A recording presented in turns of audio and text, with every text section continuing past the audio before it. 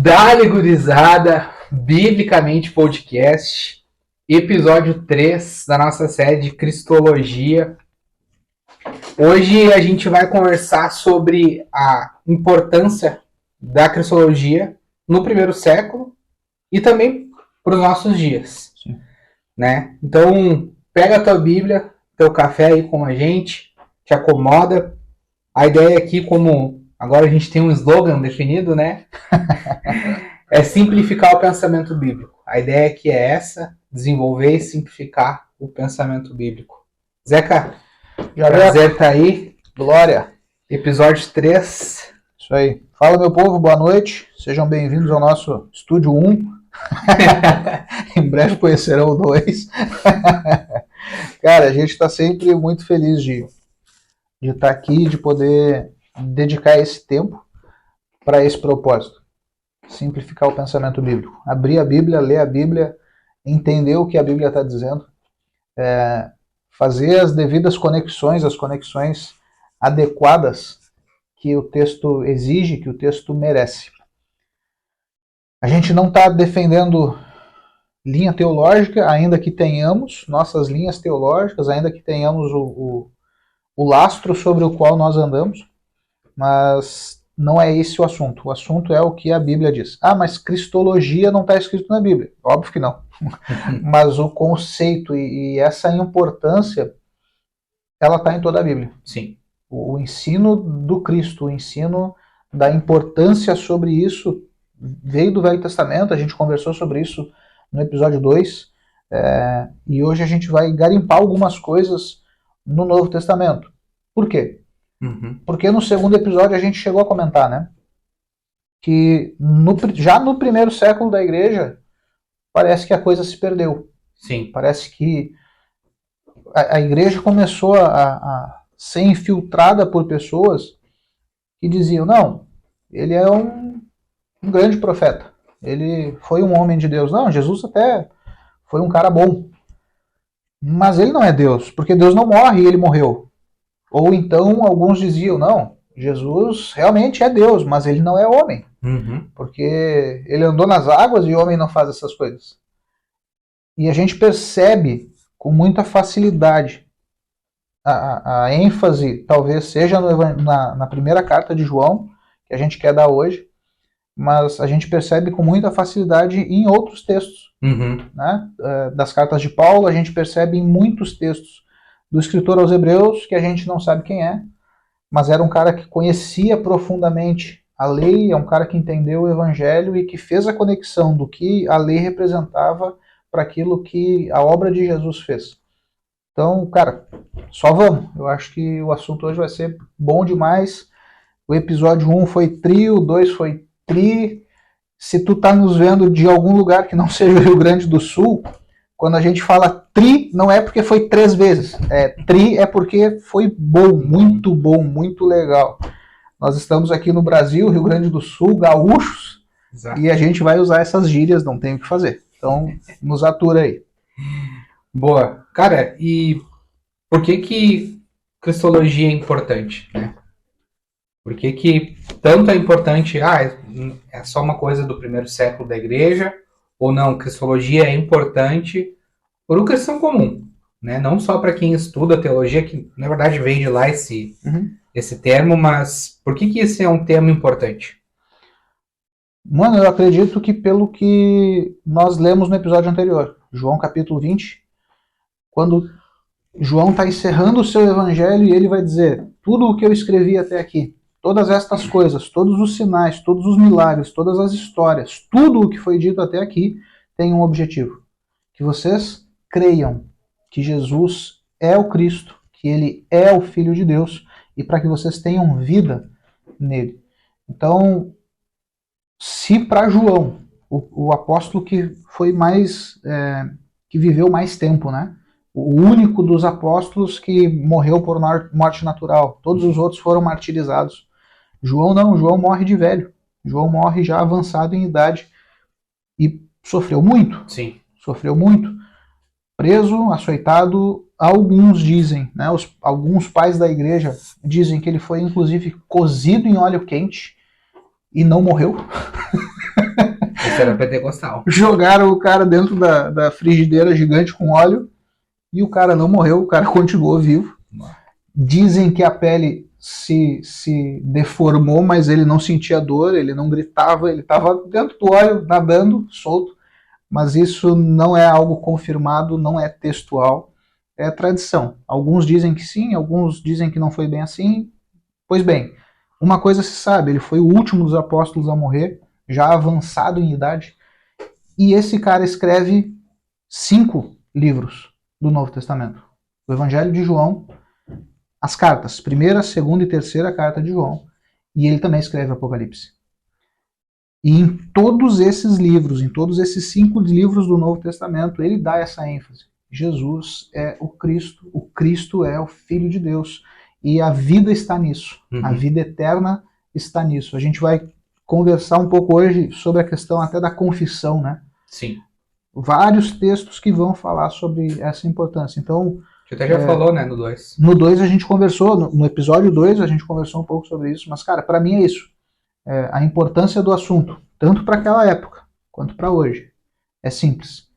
Sem entender isso, nós não temos vida eterna.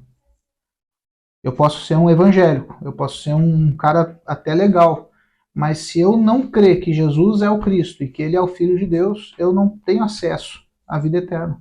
É o que o texto diz. A salvação está nisso, está em confessar essas coisas, está em reconhecer essas verdades. É o Salmo 2, né? Beije o filho e o pai o honrará. Cara, beijar o filho é reconhecê-lo, é dizer, não, realmente tu tens autoridade, teu é o governo, tu é a honra, tu é a glória, para que o pai não se ire e venha sobre vós com destruição. Então, Jesus, a gente já falou isso? Não, acho que não. Vamos largar hoje. Jesus, ele não veio, o Cristo não se manifestou para nos livrar do diabo. Jesus, ele se manifestou, e no episódio 2 nós lemos o texto claramente, lá de Isaías 53. Ele se manifestou para nos livrar da ira de Deus. Sim. O propósito de Jesus é esse. Então, reconhecer o Filho, reconhecer que ele é o Cristo, isso é o que nos dá vida. A obra, reconhecer o que ele fez por nós, reconhecer a obediência dele, reconhecer o sacrifício, a renúncia, a resignação, cara, tudo isso tem a ver com o que a gente está falando. Tem a ver com ele é o Cristo. Boa. Vamos começar então a folhear. A gente vai começar agora nas cartas, né? Na primeira carta de João, do capítulo 1, do 1 ao 3. Vamos lá, sempre lembrando, o Jader está com a Bíblia Almeida, revista atualizada, né? Eu estou com a King James atualizada e a gente vai usar também como referência aí, como auxílio, a Bíblia Viva, que, cara, é uma versão muito legal, de aplicação pessoal. Sim.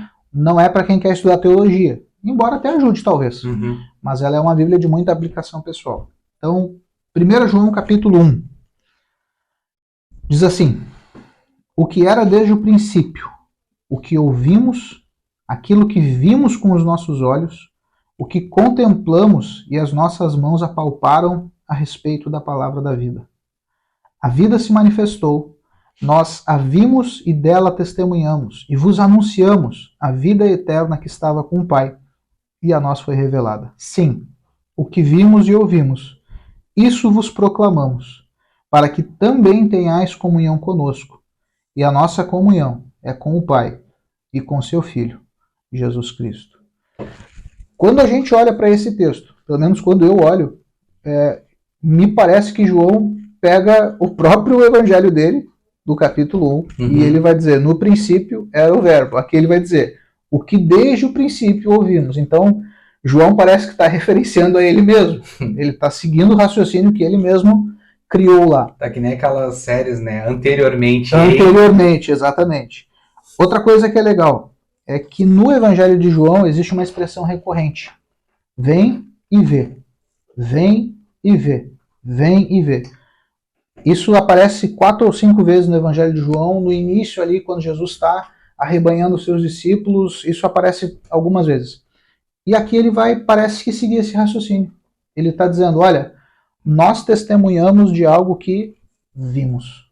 O nosso testemunho não é simplesmente aquilo que alguém nos contou e nós estamos replicando. Nosso testemunho é aquilo que desde o princípio ouvimos, os nossos olhos viram e nossas mãos apalparam. Eu não poderia escrever isso, porque meus olhos não viram, meus ouvidos não ouviram, minhas mãos não apalparam. João pode escrever isso. Por quê? Porque ele andou com Jesus. Sim. E tem um peso diferente isso, essa frase. Aí vale aquele exercício de voltar para o tempo deles. Hoje, no contexto do nosso país, qualquer um pode falar basicamente 99% do que ele quiser. Na internet, na rua, assim, não vai sofrer grandes retaliações se a gente comparar com esse tempo aqui. Com certeza. O fato dos discípulos, dos apóstolos, terem essa confissão, que a gente vai falar bastante hoje aqui, podia custar a vida deles. Né? A gente tem irmãos hoje no outro lado do planeta que morrem por conta disso. Sim. Sabe, a gente tem, agora sendo um pouquinho, um segundinho da Bíblia, mas a gente tem histórias que cristãos são presos e, tipo, se tu assinar esse documento aqui, tu vai ser solto. O que está escrito no documento? Negando a Cristo. Sabe? Então, para a gente ter essa noção do peso do que ele está falando, olha, aquilo que a gente viu, que fatos eu já está pregando, que tudo anteriormente que eu vivi, eu vou reafirmar. Então, eu vou colocar mais uma vez a minha vida em xeque por esse testemunho. Sabe? Então, isso é legal a gente ver isso para abrir um pouco nossos olhos. Porque hoje qualquer um fala o que quiser, principalmente no nosso cenário do nosso país. Sim. Né? Mas não, para eles lá custava muito. Palavras custavam caríssimo. Né? E o fato de João ter visto com os próprios olhos, se é que é possível ver com os olhos dos outros, mas o fato de João ter visto traz legitimidade, entende? É diferente eu contar uma história que alguém me contou e eu contar algo que eu vivi. Eu dar o meu testemunho é diferente de eu querer contar o testemunho do Jader para vocês. Então, João, ele está deixando claro, olha, nós vimos, nossas mãos apalparam a palavra da vida. Tomé, né, a gente leu lá no Evangelho de João, capítulo 20. No 2 ele diz, a vida se manifestou. A gente falou sobre isso também. Nós a vimos, dela testemunhamos. João não está falando aqui da vida como algo metafórico. Não, ele está dizendo Jesus é a vida. O nosso testemunho é sobre ele, é sobre o que ele fez, é sobre a vida dele. E ele é a vida eterna, nele está a vida eterna. Tudo isso que a gente também já conversou no episódio anterior. Sim, no verso 3, aquilo que vimos e ouvimos, isso é o que proclamamos a vocês, para que vocês tenham comunhão conosco. Ter comunhão conosco significa comunhão com o Pai e com o seu Filho, Jesus Cristo. Então, João está reafirmando, e isso é bom a gente lembrar. O João de 1 João é o mesmo João do Evangelho de João, mas tem um período de tempo no meio. Sim. Então é um cara já muito mais maduro, é um cara já muito mais experiente, é um cara já muito mais vivido, com uma bagagem maior, e que no Evangelho ele escreve para que as pessoas creiam.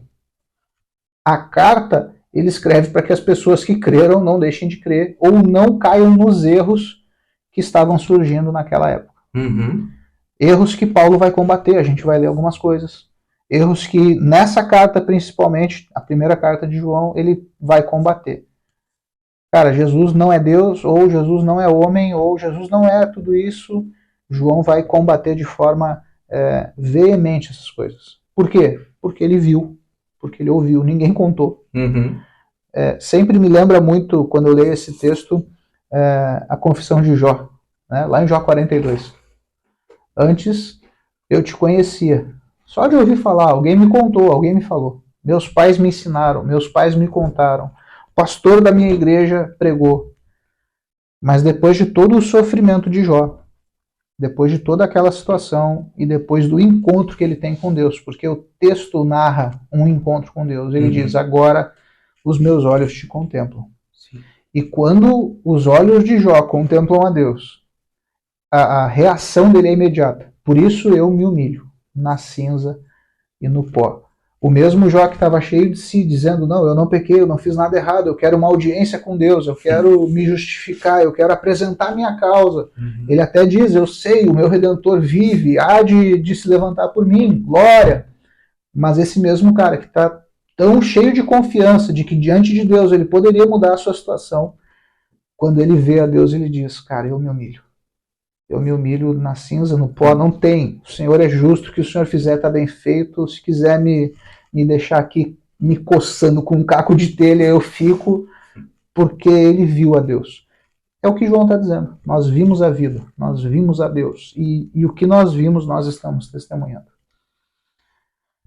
Vamos adiante? Boa. Capítulo 2, do verso 18 ao 26. Lê na tua versão, mano, pra gente ter um pouco de diferença aí. Boa. Filhinhos, já é a última hora e, como ouvistes o que vem o anticristo, também agora muitos anticristos têm surgido, pelo que conhecemos que é a última hora. Eles saíram de nosso meio, entretanto, não eram dos nossos. Por quê? Se tivessem sido dos nossos, teriam permanecido conosco. Todavia, eles se foram para que ficasse manifesto que nenhum deles é dos nossos. E vós possuís unção que vem do santo, e todos tendes conhecimento. Não vos escrevi porque não saibais a verdade, antes porque sabeis, e porque mentira alguma jamais procede da verdade. Quem é o mentiroso, senão aquele que nega que Jesus é o Cristo? Este é o anticristo, o que nega o Pai e o Filho. Todo aquele que nega o Filho, esse não tem o Pai. Aquele que confessa o Filho tem igualmente o Pai. Permaneça em vós o que ouvistes desde o princípio. Se em vós permanecer o que desde o princípio ouvistes, também permanecereis vós no Filho e no Pai. E esta é a promessa que ele mesmo nos fez, a vida eterna. Isto que vos acabo de escrever é acerca dos que vos procuram enganar. Até o 26? Pode ler o 27 também. Quanto a vós outros, a unção que dele recebestes permanece em vós, e não tendes necessidade de que alguém vos ensine. Mas, como a sua unção vos ensina a respeito de todas as coisas, e é verdadeira e não é falsa, permanecei nele, como também ela vos ensinou. Então, aqui a gente já começa a entender o motivo da carta de João. Ele vai dizer no verso 26: eu vos escrevo estas advertências a respeito daqueles que vos querem seduzir. Então, tinha gente que estava tentando seduzir a igreja com o quê? Com dinheiro? Não. Com poder? Não. Qual era o agente sedutor? Falso ensino. Por isso ele vai usar a expressão anticristo e anticristos. Essa mesma expressão vai reaparecer no texto de João, lá de Apocalipse, falando do anticristo. Um indivíduo que personifica esse espírito. Mas aqui ele fala do espírito do anticristo, que já estava no mundo. Ele diz assim: muitos anticristos têm surgido. Quem são esses caras? Quem são esses anticristos? Verso 22. Quem é o mentiroso, senão aquele que nega que Jesus é o Messias? Este é o inimigo de Cristo. Esse é o anticristo. Estes são aqueles que trabalham contra Cristo. A Bíblia Viva é muito legal. Eu sei que a gente já leu o texto, mas vamos repassar ele na Bíblia Viva e olha como clareia o pensamento. A Bíblia Viva diz assim, o mesmo trecho, João 2, do 18 ao 26, 27. Meus filhos queridos, chegou a hora final deste mundo. Vocês já ouviram falar deste mundo. Vocês já ouviram falar que o anticristo vem, aquele que é contra Cristo. E já apareceram muitas pessoas assim. Isso nos deixa ainda mais convencidos de que o fim do mundo está próximo. Estas pessoas contra Cristo, entre aspas, costumavam ser membros das nossas igrejas, mas na realidade nunca foram dos nossos, porque senão elas teriam permanecido. Quando nos deixaram, isso provou que eles não eram absolutamente dos nossos. Mas vocês não são assim. Por quê? Porque o Espírito Santo veio sobre vocês e vocês conhecem a verdade. Portanto, eu não estou escrevendo a vocês como aqueles que precisam conhecer a verdade, mas eu os advirto como aqueles que podem perceber a diferença entre o que é verdadeiro e o que é falso. E quem é o maior mentiroso? É aquele que afirma que Jesus não é o Cristo. Ou seja, ele não é o prometido de Deuteronômio 18. Ele não é o prometido de Isaías 6, 7, 9, 40, 42, 50, todos os trechos que nós lemos no capítulo anterior, no episódio anterior. O mentiroso é esse. O anticristo, ou os anticristos que estavam surgindo no primeiro século, são esses caras. Negam que Jesus é o Cristo. Não. E talvez até diziam, como muitos dizem hoje, foi um profeta. Sim. Foi um grande homem. Fez coisas grandes e importantes. Um agitador social. Um agitador social. Mas negam que ele seja o Cristo. Negam que ele é o Messias. Cara, isso é muito forte. E ele vai falar, né, das pessoas que eram, né, digamos, os anticristos. Eu estava procurando aqui e hoje a memória vai falhar, eu não, só se a tua lembrar. Mas eu acho que é Paulo que fala em 1 ou 2 Timóteo sobre o falso ensino, que essas pessoas que praticavam isso, elas tinham uma aparência de piedade, mas negam o poder do Evangelho, negam o poder do Espírito Santo. Né? Então, é o que ele falou, eles estavam no nosso meio, mas o fato deles terem saído do nosso meio, da comunhão, prova que, na verdade, ele não era dos nossos. Eles até poderiam parecer, mas não eram dos nossos. Tem uma coisa legal também, que, de novo, João está fazendo referência ao próprio texto dele, quando ele diz, vocês receberam o Espírito da verdade e ele revela a vocês.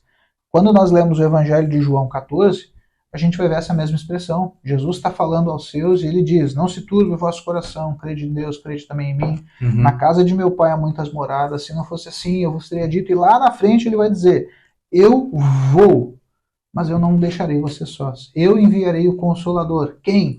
O Espírito da verdade, que o mundo não pode conhecer. E ele vai revelar a vocês. E ele vai fazer vocês entenderem. E ele vai guiar vocês a toda a justiça. Então, João está fazendo a conexão com aquilo que ele próprio escreveu e, óbvio, aquilo que ele lembra de ouvir de Cristo Jesus.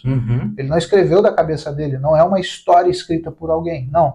É o relato de alguém. É muito diferente. Eu inventar uma história e referenciar a minha criação e eu ver algo e eu estou em todo o tempo dando testemunho daquilo que eu vi. João está toda hora batendo nessa tecla. Cara, eu vi o Senhor. Eu vi o Senhor, eu sei o que ele fez, eu sei o que ele é. Vocês precisam acreditar, porque o velho João aqui viu. Sim. Eu não estou falando como esses que querem seduzir vocês, que não andaram com Jesus, não ouviram Jesus de perto, não viram Jesus fazendo as coisas. Não padeceram por Jesus. Eu, o velho João, eu vi tudo isso. E eu estou dando testemunho para vocês. Ele é o Cristo. Quem é o mentiroso? Diz o texto. É aquele que nega que Jesus é o Cristo.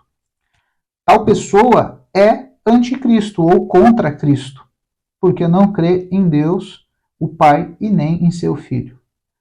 Porque uma pessoa, olha por que é importante, né? Respondendo a pergunta do início lá. Porque uma pessoa que não crê em Cristo, o Filho de Deus, também não pode ter Deus, o Pai. Mas aquele que tem a Cristo, o Filho de Deus, tem Deus o Pai também. Portanto, continuem crendo no que lhes foi ensinado desde o começo.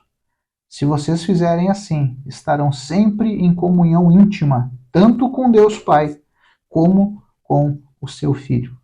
E ele mesmo foi quem nos prometeu isto, a saber, a vida eterna. Estas minhas observações a respeito do anticristo são visíveis naqueles que apreciaram muitíssimo tapar os olhos de vocês e levá-los a desviar-se. Mas vocês receberam o Espírito Santo que vive em vocês dentro dos seus corações, a fim de que não precisem de ninguém para ensinar-lhes o que é direito, porque Ele, o Espírito Santo, lhes ensina todas as coisas. E Ele, o Espírito Santo, é a verdade e não o mentiroso.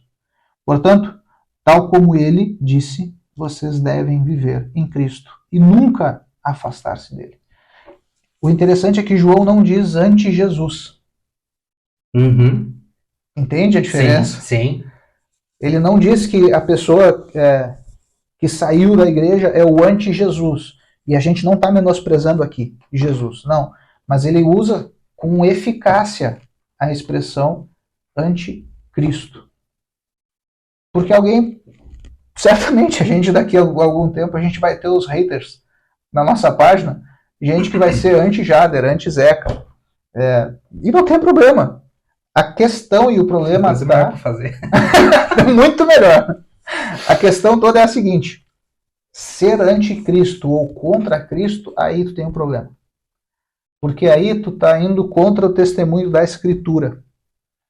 A Escritura diz que no batismo de Jesus se ouviu uma voz do céu dizendo: este é o meu filho amado. Quem disse? Deus disse. Não foi José que passou num avião com alto-falante dizendo: esse é meu filho. Não, José provavelmente já estava até morto, o padrasto de Jesus, né? Uhum. É o próprio Deus quem brada do céu e diz: este é o meu filho amado. Na transfiguração acontece a mesma coisa. E olha que interessante. No batismo, João até não estava presente. No batismo, João não estava presente. Jesus não tinha discípulos ainda quando ele é batizado. Mas na transfiguração, quem sobe o monte com Jesus? Pedro, Tiago e João, né? Pedro, Tiago e João. Faltou o barquinho. Mas ele estava ocupado. Pedro, Tiago e João sobem e de repente Jesus é transfigurado. Aparecem dois homens, um à direita e outro à esquerda. Os discípulos entendem na hora que é Moisés, outro é Elias. Então existe a representação clara do Cristo, Moisés representando a lei, Elias representando os profetas. Ambos estão apontando para Jesus, dizendo: ele é o Cristo, ele é o cara que foi profetizado. E de repente, nesse momento também, se ouve uma voz do céu. Os 3 discípulos ouvem essa voz: este é o meu filho, ouçam o que ele diz. Por isso que João, cara, ele vai bater nessa tecla. Jesus não é um qualquer.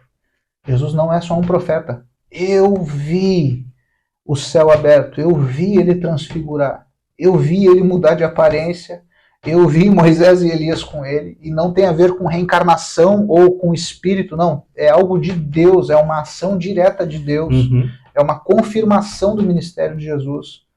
Eu ouvi uma voz do céu dizendo: ele é o meu filho amado. Cara, isso é poderoso. E são essas conexões, essas ligações que a gente precisa fazer no texto. Sim. Vamos adiante? Bora. Lemos então 2:18. Vamos para o capítulo 4. E esse é cheio de coisa. Tem muita coisa. 1 João capítulo 4, verso 1. Vamos ler do 1 ao 4. Pode ser? Pode ser? Capítulo 4, do 1 ao 4. Diz assim. Aqui já vai dar polêmica. Amados, não deis crédito a qualquer espírito. Antes, porém, avaliai com cuidado se os espíritos procedem de Deus, porquanto muitos falsos profetas têm saído pelo mundo. Deste modo, vocês podem reconhecer o Espírito de Deus. Todo o espírito que confessa que Jesus Cristo veio em carne, é de Deus. Então aqui já fica claro o problema. Tinha gente dizendo que não tinha carne em Jesus. Era só divindade, era só um espírito aprimorado. Uhum. Ou como dizem no nosso tempo, um espírito de luz, um espírito iluminado. Todo aquele que nega, ou todo espírito, né? Verso 2, todo espírito que confessa que Jesus Cristo veio em carne é de Deus. Mas todo espírito que não confessa Jesus não provém de Deus. Ao contrário, este é o espírito do anticristo, a respeito do qual vocês ouviram que havia de vir e que presentemente já está no mundo. Verso 4. Filhinhos, vós sois de Deus e tendes vencido os falsos profetas. Por quê? Maior é aquele que está em vós do que aquele que está no mundo. O que eu acho importante a gente deixar claro aqui? Além do fato da cristologia, daquilo que João já está ensinando. E ele retoma, né? A gente viu lá ele falando sobre o anticristo e os anticristos no capítulo 2. No 4 ele retoma. É um equívoco muito comum, cara. Muito comum. E gente do nosso meio comete esse equívoco, usando esse texto para justificar a entrevista com o vampiro.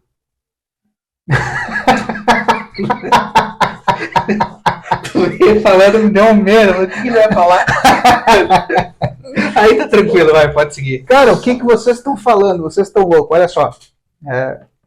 O início do texto diz que a gente tem que conhecer, né, discernir. A gente precisa entender se o espírito que está falando é de Deus ou não. E aí, na nossa época, o que acontece? Entrevista com um vampiro.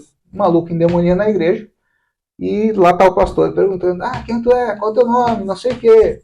E tem pastor que pergunta, Jesus Cristo veio em carne ou não veio? Por que ele está fazendo isso? Porque ele leu que se o Espírito confessar que Jesus veio em carne, é de Deus. Então a gente continua ouvindo aquele cara que está endemoniado falando. Se o Espírito não confessa que Jesus veio em carne, então esse Espírito não procede de Deus. Só que o verso 4 deixa muito claro que espírito aqui não é o espírito desencarnado, não tem a ver com uma ação espiritual, não. Espírito aqui tem a ver com falsa profecia, tem a ver com falso ensino. Então o que João está instruindo seus filhinhos queridos, né? Toda hora ele fala filhinhos. O que ele está instruindo eles é, gente, se alguém no meio de vocês se levantar pregando, ou trazendo ensino, ou trazendo profecia, dizendo que Jesus não veio em carne, esse cara não é de Deus. Ele não está falando inspirado por Deus, ele não está falando inspirado pelo Espírito. Mas a pregação foi muito boa, eu chorei.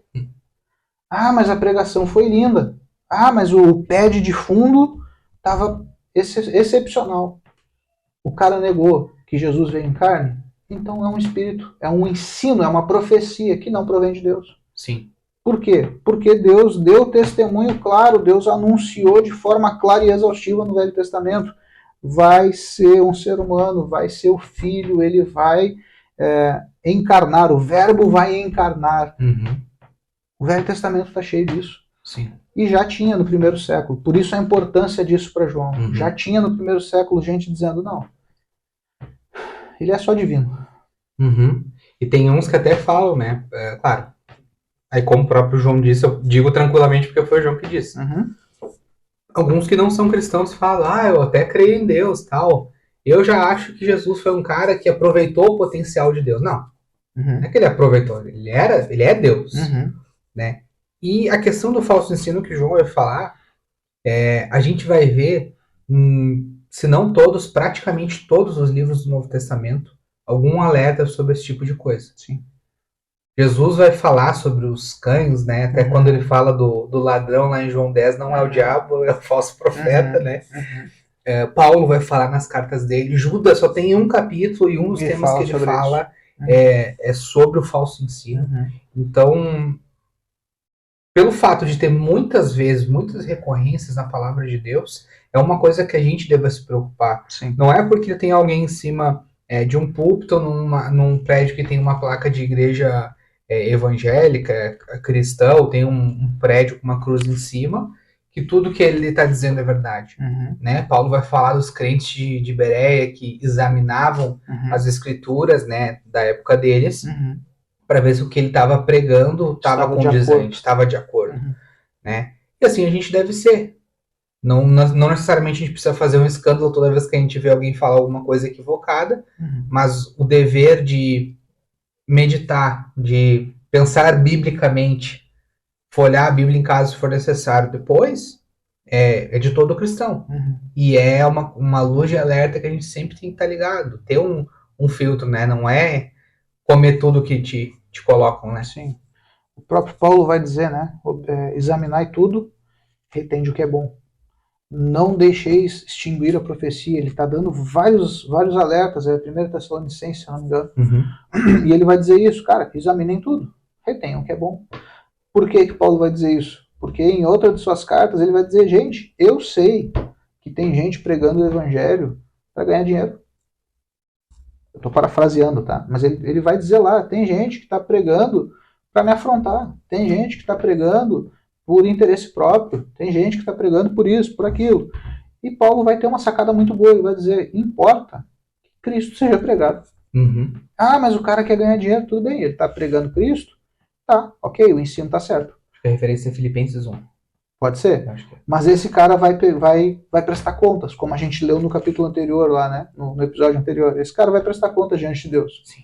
Ele pode estar pregando a mensagem certa, mas se a intenção for errada, ele vai prestar contas. Ele vai ter que comparecer diante do Criador dele e, cara, ele vai ter que fazer esse ajuste.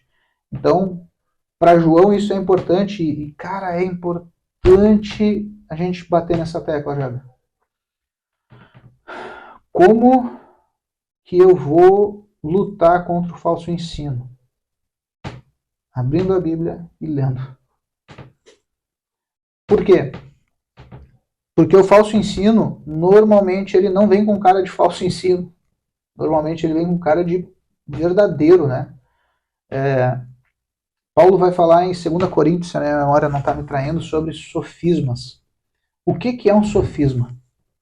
Sofisma é uma verdade distorcida, mas que não perde sua característica essencial.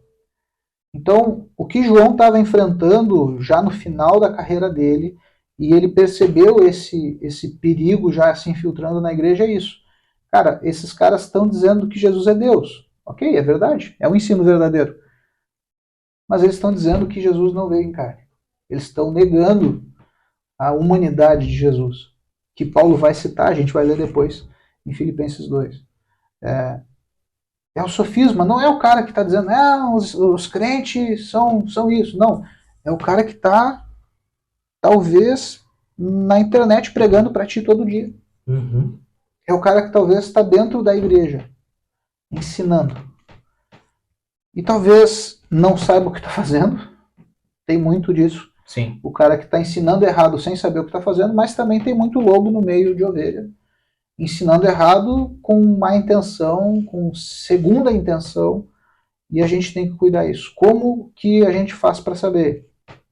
Abre a Bíblia. É os crentes de Bereia, lá de Atos 17. Paulo ia na sinagoga, pregava, os caras ficavam ouvindo. Quando acabava a reunião, quando acabava o culto da sinagoga, cada um ia para sua casa e eles iam examinar.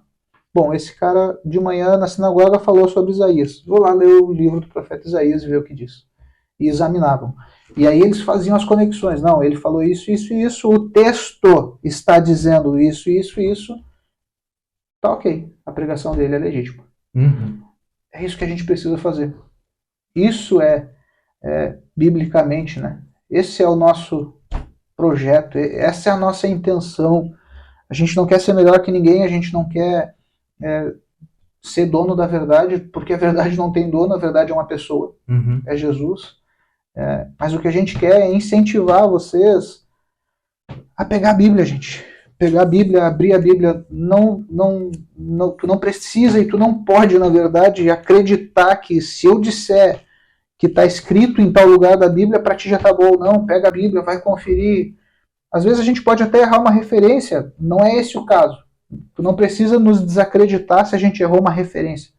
Mas se a gente distorcer o que está escrito, aí, cara, tira a tua inscrição do canal, vai embora, nos deixa um comentário nos chamando de herege e segue a tua vida. Mas o ensino, ele precisa ser verdadeiro. Sim. O espírito falso que João está falando aqui não tem nada a ver com entrevista de vampiro, não tem nada a ver com ficar entrevistando endemoniado, não. Tem a ver com o ensino. O ensino que está sendo pregado é legítimo? Como que eu sei? Ele confessa que Jesus Cristo veio em carne. Para João era a coisa mais importante, ou uma das mais importantes daquela época. Por quê? Não tinha coisa mais importante para eles falarem? Claro que tinha. Óbvio que tinha. Tinha problema social, tinha fome, perseguição. O que mais? Cara, tinha um monte de problema na igreja. Império Romano. O Império Romano incomodando. Tinha fariseu na volta incomodando. Tinha as divergências e as diferenças entre a igreja judaica de Jerusalém e a igreja gentílica de Antioquia. Tinha essas diferenças, tinha essas arestas para ir podando. Tinha tudo isso. Porém, nesse momento, João identifica e o Espírito leva ele a escrever essas coisas porque ficou claro. O ensino de Cristo está se perdendo. A confissão que Pedro faz, dizendo, tu és o Cristo, o Filho do Deus vivo, e que Jesus testifica dizendo, não foi carne nem sangue que te revelou, foi o meu Pai. Essa confissão estava se perdendo na igreja. Uhum. Porque havia um falso ensino. Pessoas que estavam seduzindo o povo de Deus com o falso ensino. Tem aparência de certo, é bonito, é agradável, até fala da Bíblia, até lê a Bíblia, mas distorce o conteúdo, distorce o ensino, torce e distorce conforme quer, conforme deseja. Como que a gente evita isso hoje? Pega a Bíblia, abre o texto e lê. E não é ler só o verso 4, por exemplo, do que a gente está falando aqui. Não. Se der, lê a carta toda. Se der, lê 4, 5 versículos antes, 4, 5 versículos depois. Não entendeu? Avança na leitura. É isso que a gente está fazendo aqui. Uhum. Essa é a nossa proposta. E João vai dizer muito claro. Filhinhos, vós, verso 4, né? Sim. Sois de Deus. E vocês têm vencido os falsos profetas. Por quê? Porque maior é aquele que está em vós do que aquele que está no mundo. Ou seja, o Espírito Santo, que ele mesmo já havia referenciado nos textos anteriores, lá no capítulo 2. O Espírito Santo que habita em vocês, que não mente, o Espírito Santo que só fala a verdade. Ele habita em vocês, ele é maior do que todo e qualquer falso ensino. E Sim. Ele vos fará lembrar, ele vai trazer a memória, ele vai ensinar vocês aquilo que é necessário. É isso que João está falando. Essa é a importância do assunto. E ele vai continuar no capítulo 4 ainda. A partir do 5, né? Pode até ser, lê aí. Eles procedem do mundo. Por essa razão, falam da parte do mundo e o mundo os ouve. Nós somos de Deus. Aquele que conhece a Deus os ouve. Aquele que não é da parte de Deus não os ouve. Nisto reconhecemos o espírito da verdade e o espírito do erro. Aqui ele dá uma barbada. Aí sim, com o entendimento certo, né? De que o espírito não é uma possessão demoníaca, exatamente, mas é um falso ensino. Como tu diferencia o falso do verdadeiro? Pela origem dele. Se a origem está na palavra de Deus, se a origem é em Deus, show, eles vão nos ouvir. Agora, se a origem vem no mundo, o mundo vai nos ouvir. Então vai ser um discurso popular, sabe? E aí é que está o perigo da gente pensar, porque tá todo mundo acreditando, todo mundo ouvindo, né? A gente vai ver que depois o próprio anticristo ele vai ser popular. Sim. Né? E não é porque o ensino ele é popular ou algo popular que ele seja verdade. Não é porque ele parece verdade que ele seja verdade. Né? O ditado popular, né? 99% de verdade ainda é mentira. Então ele vai ajudar a diferenciar. Olha, qual que é a origem? É do mundo. O que isso quer dizer? Quando parte de colocar o homem no centro. Porque você pode ser uma versão melhor de você mesmo, o Super Jader, o Super Zeca, né? A força que você precisa está dentro de você. Não. Olhe para dentro de si. Olhe para dentro de si, sabe? Isso é um ensino que até parece ser legal. Uhum. Talvez até a intenção possa até Ser boa. ser boa, Uhum. mas é mentira.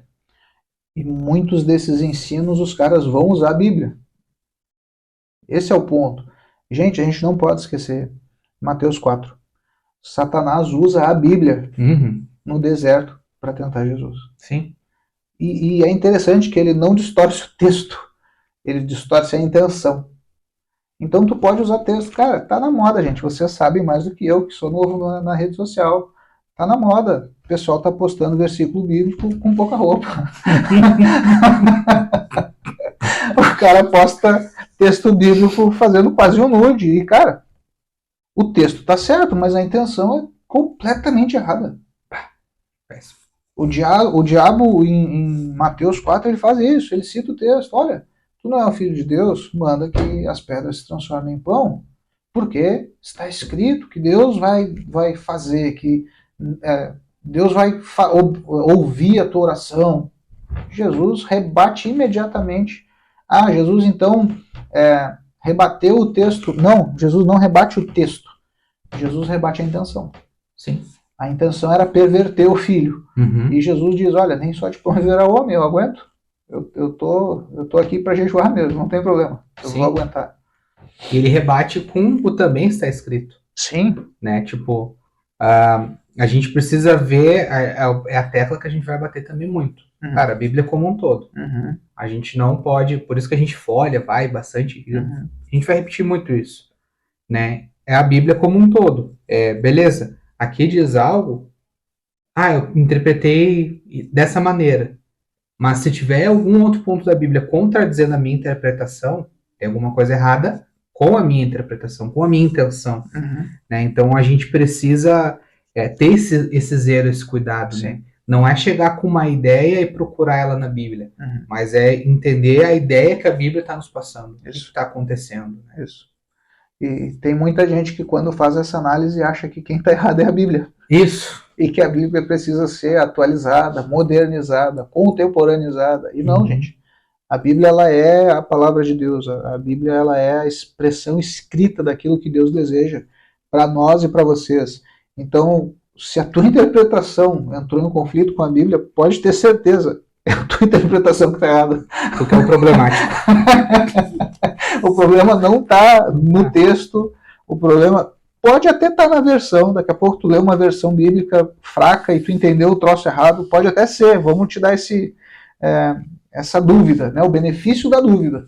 Mas se tu fez um monte de pesquisa, procurou em 2, 3, 4, 5 versões bíblicas, e tu está interpretando algo que o restante da Bíblia contradiz, pode ter certeza, o errado é você.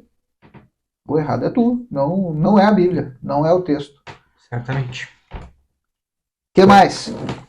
Vamos seguir aqui? Vamos. Ainda no capítulo 4, eu vou ler o 9 e o 10. Tá. Nisto se manifestou o amor de Deus em nós, em haver enviado seu Filho unigênito ao mundo, para vivermos por meio dele. Nisto consiste o amor, não em que nós tenhamos amado a Deus, mas em que ele nos amou e enviou seu Filho como propiciação pelos nossos pecados. Então, eu gosto dessa questão, quando fala em manifestou, revelou, né? Eu gosto de pensar em algo que estava com um pacote com um pano, uma toalha por cima. Né? Tá oculto, tu não sabe o que tem ali.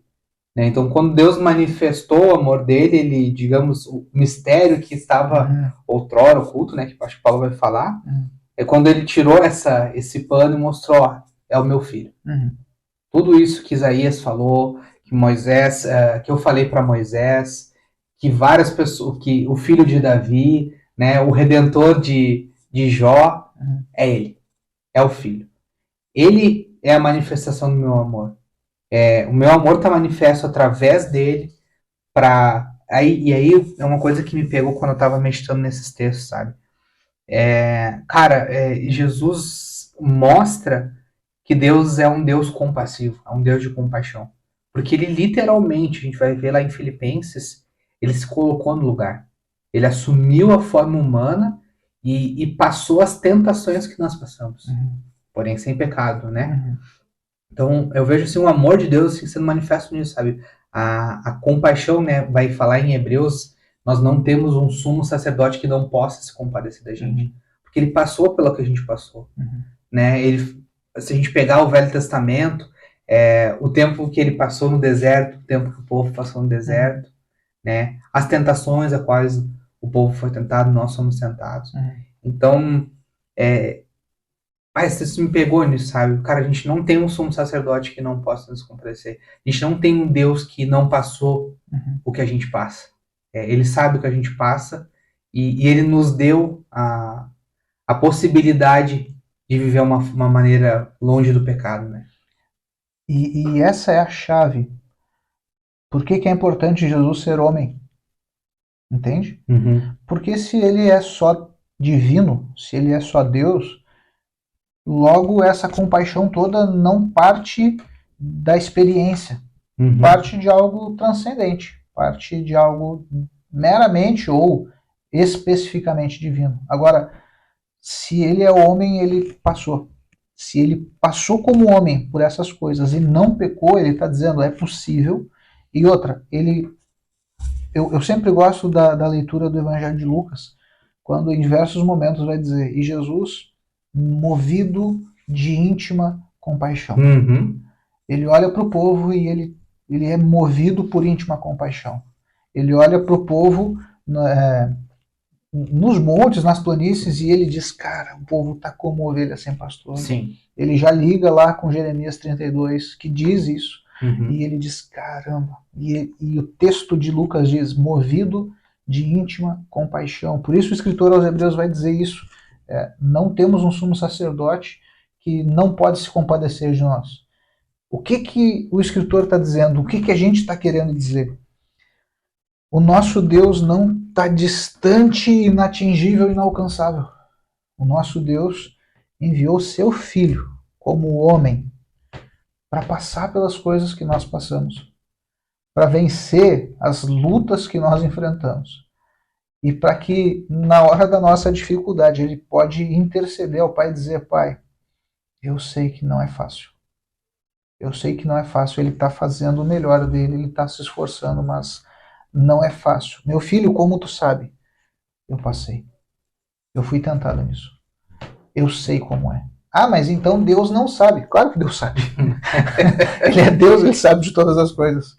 Mas a experiência do filho ter passado por essas coisas cria essa compaixão do sacerdote sobre nós. Por isso o Espírito é enviado, para que a gente não fique só, para que no momento da adversidade sejamos consolados. A palavra consolação, ela fala sobre exortação e ela fala sobre piedade. Então, o Espírito da verdade, o Espírito consolador, ele é também aquele que exorta, ele é também aquele que tem piedade de nós, ele é também aquele que nos ajuda nas nossas aflições. Encoraja, né? Encoraja.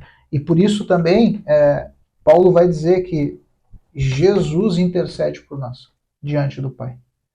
Então, além do Espírito, a gente ainda tem o intercessor, o mediador que falamos no episódio 2. Esse mediador da nova aliança que intercede por nós. Isso é pretexto para a gente viver de qualquer jeito? Absolutamente não. Na verdade, é uma carga de responsabilidade maior, dizendo que Cristo venceu para que você possa vencer. Cristo superou o pecado, morreu na cruz, pagou a conta para que você viva uma vida nova, do zero, e agora com condições, habilitado, capacitado a vencer o pecado. É fácil? Não. Não é fácil. Mas também não é impossível. Pelo contrário, quando a gente lê o texto bíblico da forma correta, a gente vai ver que é possível. Mas é difícil pra caramba, irmão. Mas é possível. No 4, eu marquei também pra gente ler o 13. Olha o que diz.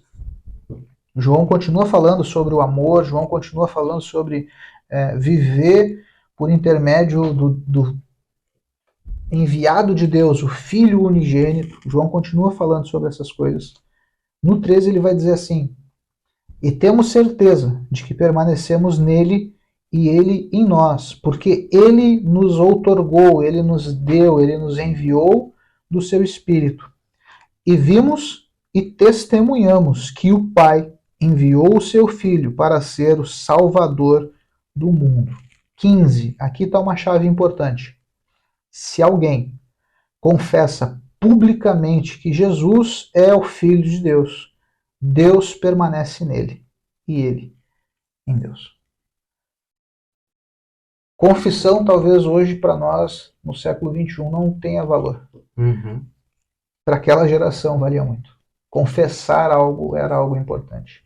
Dar um testemunho era algo importante. A gente vê hoje gente mentindo em juízo, ou seja, está diante de um juiz e a pessoa vai mentir descaradamente. É o cara que está, não vamos entrar no mérito, mas é o político que mente na nossa cara e fala como se fosse verdade. Todas as provas apontam para o contrário. Mas ele continua dizendo, não. Entende? Porque hoje o que se fala já não tem peso, não tem importância. Naquela época tinha. E João vai dizer isso, cara. Aquele que confessa que Jesus é o Cristo, é o Filho de Deus, esse permanece em Jesus. Esse permanece no Filho, esse permanece no Pai, ambos permanecem nele. É essa confissão que talvez precise ser resgatada. Qual a importância da cristologia para nós hoje? Para o primeiro século a gente está vendo, a gente está lendo, a gente está conversando. Qual a importância disso para nós hoje? É muito fácil, cara, a gente levantar a mão no culto e dizer que aceitou Jesus. Aceitá-lo não é o mesmo que confessá-lo publicamente. Tem muita gente que até confessa ele publicamente na hora do batismo.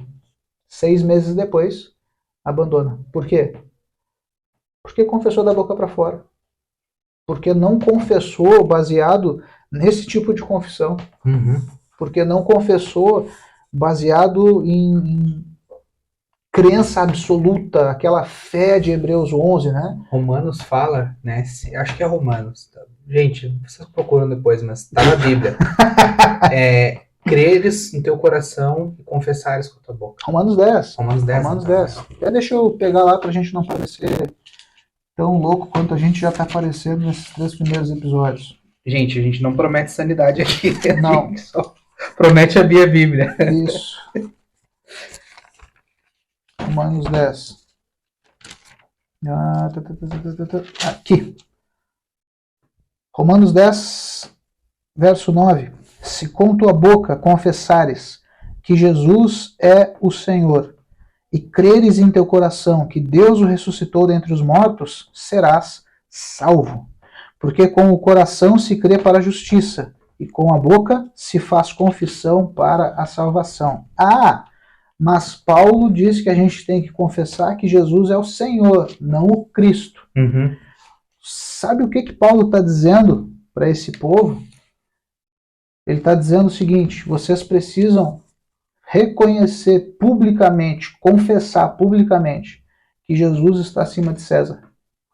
E ele não está falando para a igreja de Lodebar, que ninguém sabe onde é, e Mefibosete foi se esconder no Velho Testamento. Não, ele está falando para a igreja em Roma, central do Império Romano, que tinha instituído o culto a César. E nesse culto as pessoas diziam publicamente que César era Deus, César era o Senhor, César era o Rei dos Reis. Paulo escreve a carta e ele está dizendo: vocês precisam confessar publicamente, crer no coração, sim, mas vocês precisam confessar publicamente que Jesus é o Senhor. Ele está acima de César, ele está acima do governo, ele está acima da política, ele está acima da religião. Cara, só esse entendimento sobre esses 2 versos já abre a cabeça. Tu parou de ler ali no 11. Eu acho que eu vejo que o motivo que ele dá é muito bom. Porquanto a Escritura diz: sim, todo aquele que nele crê não será confundido. Cara, ela me falou essas coisas. Olha, tem que crer com o coração, confessar com a boca. A confissão tinha todo esse peso para o contexto da época. Por quê? Porque está escrito. Sim. E o que está escrito? Que todo aquele que crê não será confundido. Algumas versões diz, não será decepcionado. O que isso significa? Que quando eu confessar Jesus e crer no coração, minha vida vai ser fácil. Não. No contexto da carta aos Romanos, significa, cara, quando tu fizer isso, tu vai ser perseguido. Se um centurião romano te ver dizendo que Jesus é maior que César, a chance de tu ser morto é grande. A chance dos teus bens serem confiscados é grande. A chance da tua família ser morta é grande. A chance da tua mulher ser violentada, dos teus filhos serem estuprados é muito grande. Mas todo aquele que confessa ao Senhor, todo aquele que crê nele não vai ser decepcionado. Existe uma recompensa, existe uma esperança, existe um algo a mais. E aí a gente pode já fazer a conexão aqui com aquilo que também Paulo vai dizer em 1 Coríntios 15. Se esperamos em Cristo só as coisas dessa vida, a gente é miserável, os mais miseráveis de todos os homens. No texto lá de Coríntios, Paulo está deixando muito claro, existe eternidade, existe vida eterna. Esse senso nós perdemos, esse senso de eternidade. A gente quer tudo aqui agora e acha que o melhor de Deus vai ser para nós aqui e agora. Não. Existe uma eternidade. O escritor aos Hebreus vai dizer que ainda existe um descanso preparado para o povo de Deus. E ele não está falando do povo de Israel. Ele está falando do povo de Deus. Ele está falando do rebanho que Jesus deixa muito claro em João 10 que ele tinha que preparar. Um rebanho ele tira do aprisco das sinagogas, traz para o campo. Mas ele diz, eu ainda tenho um outro aprisco que eu preciso ir lá e tirar as ovelhas dele e trazer para esse mesmo campo, para essa mesma pastagem. Ele está falando dos gentios. Jesus não quer deixar ninguém em aprisco.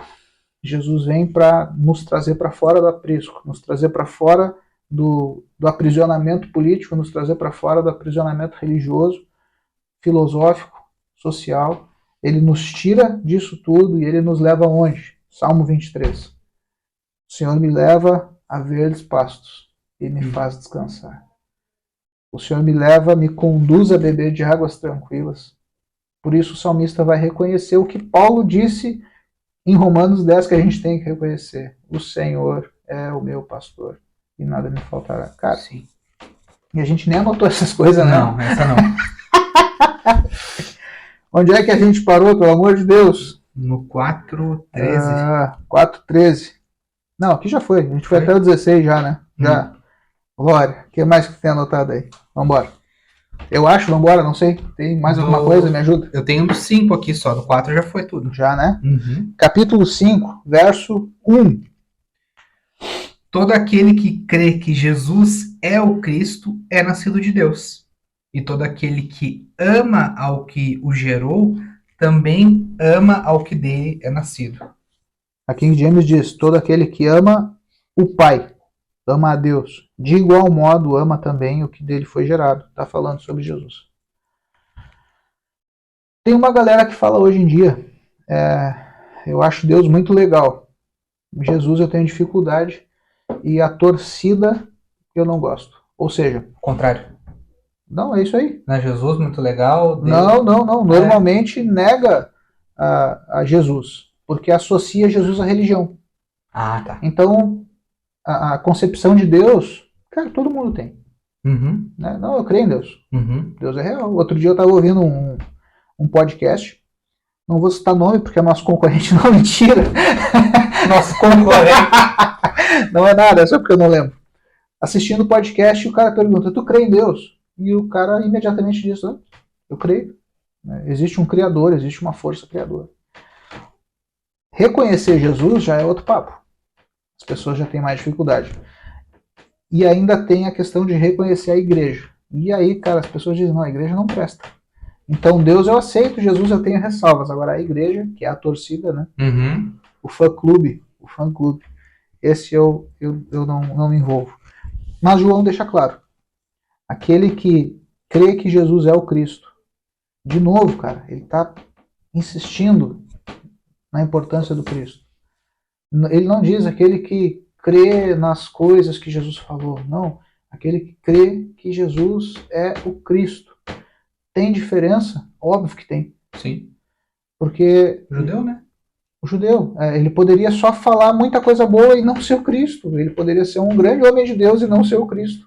E aí não haveria redenção, não haveria mediação da nova aliança. Mas ele é o Cristo e ele cumpre todas as justas exigências da lei, é o que Paulo vai dizer. Ele cumpre essas exigências. Todo aquele que crê que Jesus é o Cristo é nascido de Deus. Todo aquele que ama o Pai, de igual modo, ama também o que dele foi gerado, o Filho de Deus. Aí a gente volta para o Salmo 2. Beije o Filho, e o Pai o honrará, e não derramará sobre ti a sua ira. Cara, o que mais que tem aí? O 9, no versículo 9. Tu tem algum antes? Tem. Vai aí, então. 5 e 6. Ainda no capítulo 5 de 1 João diz assim: quem é que pode vencer o mundo? Somente a pessoa que crê que Jesus é o Filho de Deus. Este é aquele que veio por intermédio de água e sangue, Jesus Cristo, não apenas mediante a água, mas por água e sangue. E o Espírito é quem dá testemunho, porquanto o Espírito é a verdade. Assim, há três que proclamam testemunho: o Espírito, a água e o sangue. E há plena concordância entre os três. E qual é a concordância dos três? Jesus é o Cristo. Então, o que significa esse veio por água e sangue? E aqui está um ponto interessante, até tem algo escrito aqui na nota de rodapé da King James sobre isso. Naquele tempo estava surgindo um grupo que dizia o seguinte: Jesus nasceu como homem, um homem normal. Não havia divindade. Ele até pode ter pecado, ele até pode ter feito coisas que a gente fazia na nossa velha natureza. Porém, no batismo, ele é batizado nas águas e ele recebe a divindade, ele recebe a entidade Cristo, que era pré-existente. Então esses caras já estavam dizendo isso: olha, ele nasceu como homem, mas ele se tornou o Cristo no batismo. Antes de morrer, ele deixa de ser o Cristo e ele se torna novamente homem, por isso ele morre. Se ele fosse Deus, não morreria.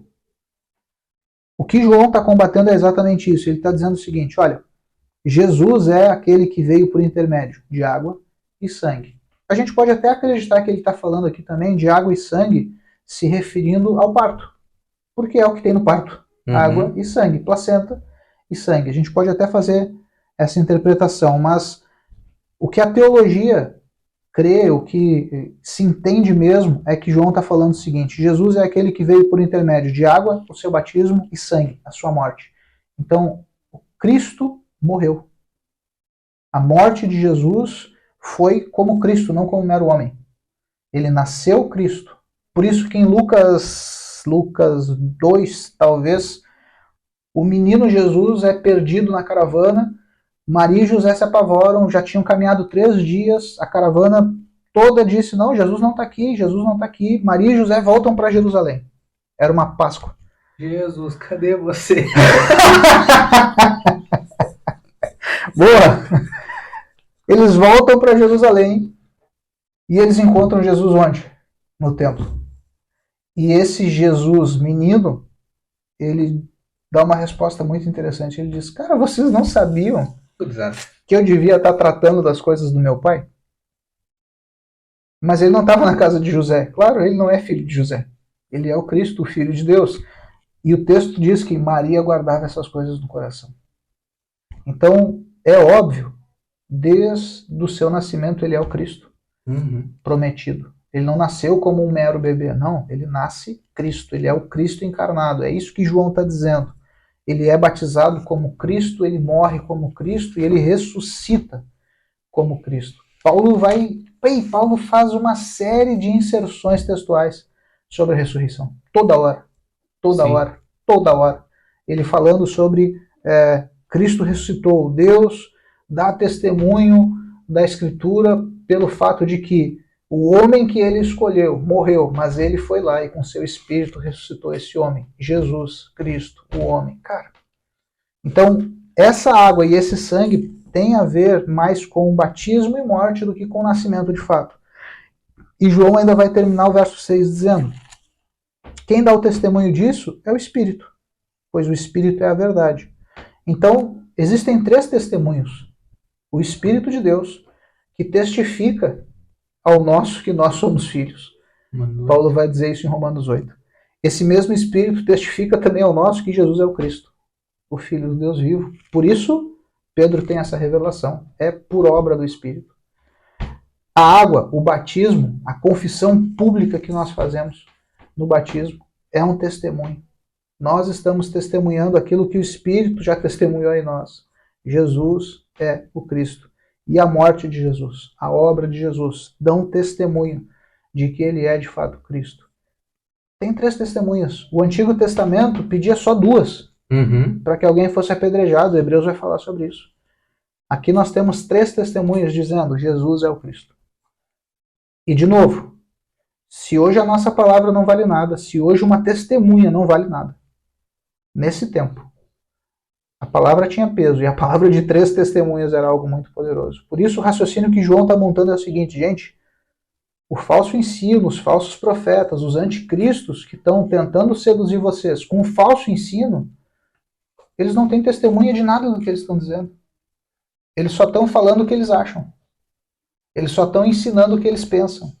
Eles só estão distorcendo a verdade. Agora, eu, João, vi. Eu ouvi. Eu toquei com a minha mão. Eu apalpei. E eu tô dando esse testemunho. O Espírito dá esse testemunho interno em cada um de vocês. O batismo de Jesus dá esse testemunho e principalmente a morte dele dá esse testemunho. Ele é o Cristo. Ele é o Filho de Deus. E sobre testemunho, o próprio Hebreus vai falar, né? O escritor de Hebreus vai falar, quando ele começa falando da revelação, né, de Deus, sobre a questão do testemunho. Eu estou lendo aqui Hebreus 1:5, ele está falando, né, sobre Cristo ser superior aos anjos. Sim. Deixa eu ver. Vou falar do 5 mesmo. Pois a qual dos anjos disse jamais: Tu és meu filho, eu hoje te gerei, e outra vez: Eu lhe serei pai, e ele me será filho. Então, aqui é Deus Pai dando testemunho, né? O próprio João, acho que vai falar mais pra frente. Aqui, ó, no versículo 9 lá 5, de 1 João 5. Se admitimos o testemunho dos homens, o testemunho de Deus é maior. Sim. Ora, esse é o testemunho de Deus que ele dá acerca do seu filho. Lê mais, lê até o 12 para te ver. Aquele que crê no Filho de Deus tem em si o testemunho. Aquele que não dá crédito a Deus o faz mentiroso, porque não crê no testemunho que Deus dá acerca do seu Filho. E o testemunho é este: que Deus nos deu a vida eterna, e esta vida está no Filho. E o 12? Aquele que tem o Filho tem a vida. Aquele que não tem o Filho de Deus não tem a vida. Percebe? E por que, de novo, por que João está falando que Deus dá testemunho? Porque João estava no Monte da Transfiguração. Então ele está dizendo, gente, eu vivi essas coisas. Eu ouvi de forma clara, audível, não foi uma alucinação, a gente não tinha bebido chá de cogumelo. Não, eu ouvi a voz do céu dizendo, esse é o meu filho amado. Ouçam o que ele diz. E se eu negar essas coisas, se eu negar que Jesus é o Cristo, eu estou chamando Deus de mentiroso, é o que ele está dizendo. De forma muito clara. Nós aceitamos o testemunho de 2 pessoas. Cara, o testemunho de Deus tem muito maior valor, porquanto é palavra de Deus. O testemunho de Deus é a palavra de Deus, que ele próprio afiança acerca do seu filho. Imagina Deus testemunhar a respeito de algo e eu não acreditar. Ou eu me permitisse ser seduzido por um falso ensino que diz que não, o que Deus está falando não é bem assim. Aí a gente volta para Gênesis. A queda. A queda. Não foi isso que Deus disse? De nenhum fruto poderás comer? A gente volta para a queda, né? Total. Mais alguma coisa aí do 9? Do 9, não. Não. Então vamos para os últimos 2 versos. Verso 19 e verso 20. Quer que eu leia aqui? Pode ler. Sabemos que somos de Deus e que o mundo inteiro jaz no maligno. Também sabemos que o Filho de Deus é vindo e nos tem dado entendimento para reconhecermos o verdadeiro. E estamos no verdadeiro, em seu Filho, Jesus Cristo. Este é o verdadeiro Deus e a vida eterna. A vida eterna está em Cristo. A gente já falou isso no episódio 1 e 2. Uhum. E agora no 3. E possivelmente no 4, no 5, no 6. Não sei até onde vai a série, mas... Cara, a vida eterna está no Filho de Deus e na confissão, no reconhecimento público de que ele é o Cristo. Jesus não é só um grande homem. Jesus não é só uma figura histórica. Jesus não é só um profeta. Jesus não foi só um judeu que foi crucificado.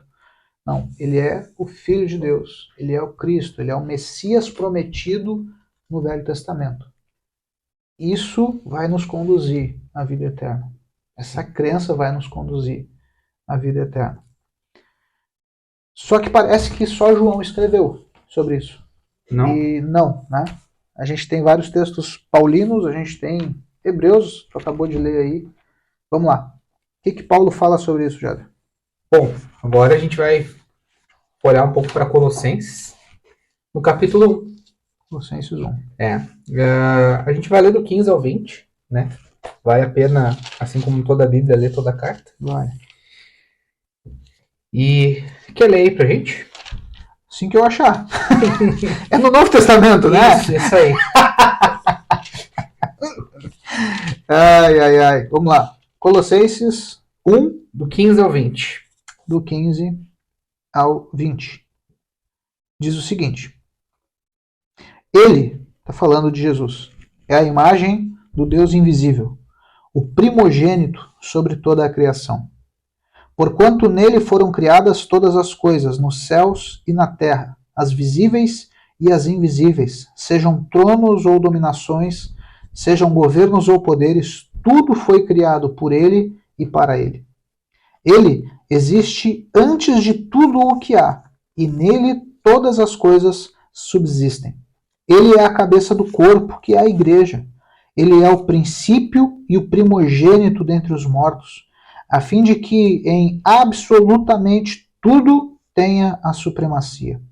Porquanto foi do agrado de Deus que nele habitasse toda a plenitude, e por intermédio dele reconciliasse consigo todas as coisas, tanto as que estão na terra quanto as que estão nos céus, estabelecendo a paz pelo seu sangue vertido na cruz. Aí tá. Ele já vem, como falou, tinha uns ensinos, não, ele era um profeta, ele era um homem de Deus, não. Paulo vem ser categórico, claro, e vai combinar muito com o discurso de Hebreus 1.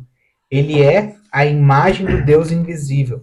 Lá em Hebreus 1, no versículo 3, ele vai falar, falando de Jesus, né? Uhum. Ele, que é o resplendor da glória e a expressão exata do seu ser, sustentando todas as coisas pela palavra do seu poder. Depois de ter feito a purificação dos pecados, assentou-se à direita da majestade nas alturas. Então aqui está tirando discussão, não é só um homem, um grande profeta, o que Jesus era. Uhum. Não é só uma ditadura social que Jesus é, porque causava, dava um trabalho para a galera. Ele é Deus. Ele é Deus. Ainda no 15, ele vai falar sobre o primogênito, né? Tem uma prática que eu acho interessante quando eu estou lendo a palavra, eu gosto de fazer perguntas para o texto. Uhum. Aí eu estava me questionando o que é primogênito, né? Uhum. E o legal é aplicar aquele princípio que a gente falou sobre o projeto que está no nosso canal, né? A Bíblia é responder a Bíblia. Até ia pedir para tu abrir, tu tem a Bíblia viva aí no teu celular, mesmo Colossenses 1, só que no versículo 17, que a gente leu aqui e vai dizer a mesma coisa, mas ele dá uma aplicação prática bem fácil de entender. Colossenses 1, 17. Ele existia antes que tudo o mais começasse, e é o seu poder que sustém todas as coisas. Primogênito é isso. Ele já existia antes de tudo que foi gerado, né? O Gênesis, acredito que a palavra primogênito tem uma relação com Gênesis, Sim. né? E primo primeiro, né? É. Uhum. Então, a Bíblia responde na Bíblia. O que é o primogênito? Ele já existia antes. Aquilo que a gente bateu na tecla, né? No princípio. Não é quando Deus criou. Não, ele estava criando, né? Jesus é também criador, né? E no versículo 16 vai dizer exatamente isso que eu disse, né? Pois nele foram criadas todas as coisas nos céus e sobre a terra, as visíveis e as invisíveis, sejam tronos, soberanias, quer principados, potestades. Tudo foi criado por meio dele e para ele. E aí que tá. No 20, ele vai trazer uma coisa interessante.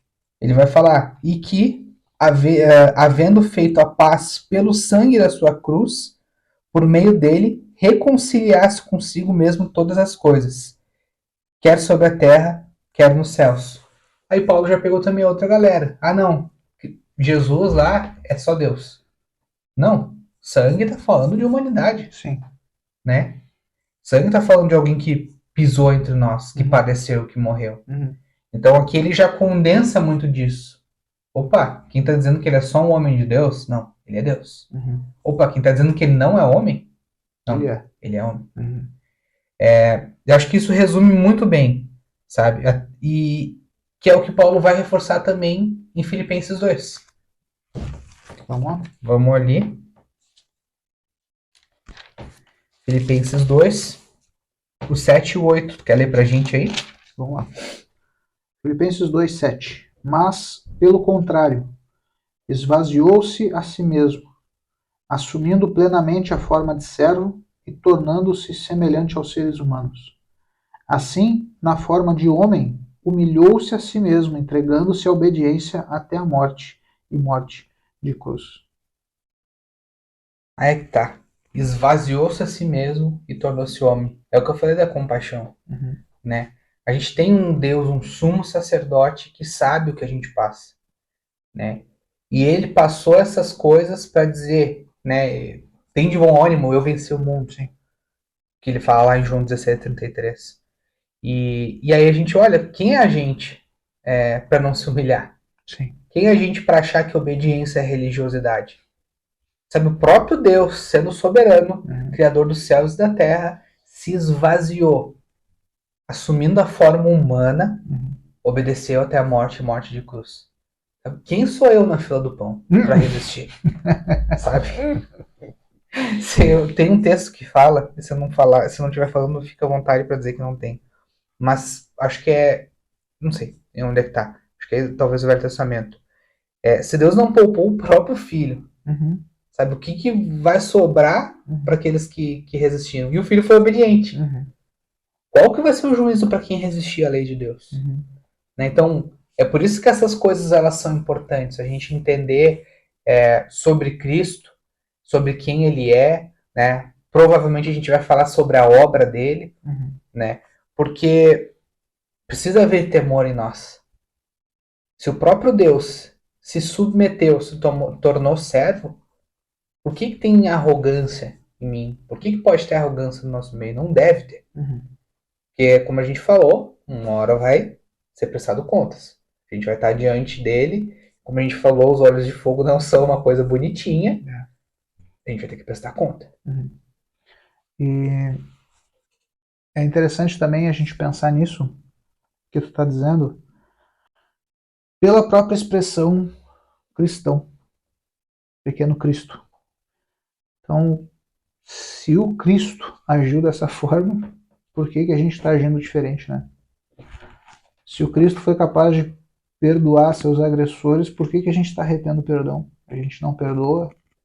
Cristo foi capaz de amar os inimigos e a gente fica cheio de dedo dizendo, não vou amar o inimigo, não. Ser cristão é isso, é ser um pequeno Cristo, né? Ser uma pequena diante da grandiosidade do universo, mas é ser uma pequena expressão de Cristo sobre a Terra. Cara, isso é muito poderoso. E isso é aplicação prática do que a gente está falando. Sim. A gente está saindo agora Nem sei se dá para falar de sair da teoria, porque a gente já veio aplicando muitas coisas, mas a gente está saindo do mero ensino, que é importante, e a gente está vindo para algo muito, muito prático, muito palpável. Cara, ele se esvaziou, eu preciso me esvaziar. Que hoje é a maneira de um testemunho ter mais impacto. Se hoje as palavras não têm o mesmo peso daquela época, a gente vai precisar ter uma vida que pregue, né? Cartas vivas, uma expressão que Paulo vai falar. Já que hoje o discurso é muito fácil e totalmente descredibilizado, não existe mais, eu vou cumprir com a minha palavra.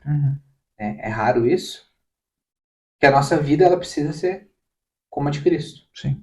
Um pequeno reflexo, né? Um pequeno Cristo. Cara, e é possível? Certamente sim. Te botar nessa bola dividida. Já? Eu achei que ia demorar mais. Por quê, tá? Porque a gente ouve o discurso de que é impossível. A gente está acostumado com não julgueis, né? A gente está acostumado com expressões como, não, mas Jesus era Jesus. Como fazer isso na prática, na tua opinião?